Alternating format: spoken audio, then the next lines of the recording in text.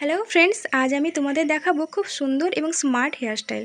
যারা কলেজে পড়ো বা যারা অফিসে কোনো কাজ করো মানে জব করো তাদের জন্য এই হেয়ারস্টাইলটা খুব সুন্দর হবে।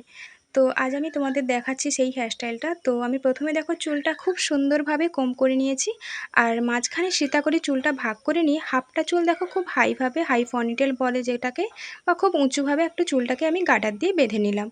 আর মাঝখানে যে লক্সের মতন দুই পাশে চুলটা ভাগ করা আছে ওরই কিছুটা চুল নিয়ে আমি কিছুটা চুল নিয়ে পেঁচিয়ে পেঁচিয়ে, মানে বাম দিকে চুলগুলো ডান দিকে পেঁচিয়ে পেঁচিয়ে পুরো রাবার ব্যান্ডটাকে আমি কভার করে ফেলবো।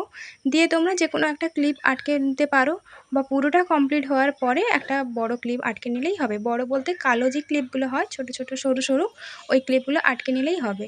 তো দেখো আমি বাম দিকের চুলটা ডান দিকে পেঁচিয়ে পেঁচিয়ে পুরো রাউন্ড করে করে ঘুরিয়ে নিলাম, মানে পেঁচিয়ে পেঁচিয়ে বেঁধে নিলাম। আর বাম দিকের চুলটা ডান দিকে।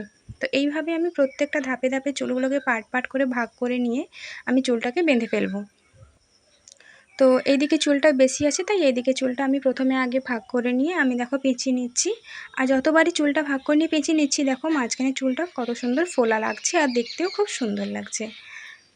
তো লাস্ট ফিনিশিংটা তোমাদের দেখাবো।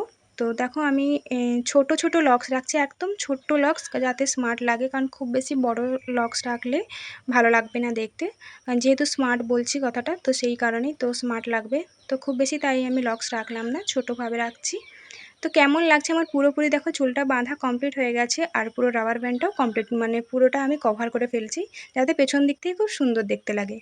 তো দেখো কতটা সুন্দর লাগছে আমাকে। তো অবশ্যই কমেন্টে জানিও আমাকে কেমন লাগছে। আর ভিডিওটা ভালো লাগলে অবশ্যই চ্যানেলটা সাবস্ক্রাইব করে দিও, লাইক কমেন্ট শেয়ার করে দিও। টাটা আজকের মতো।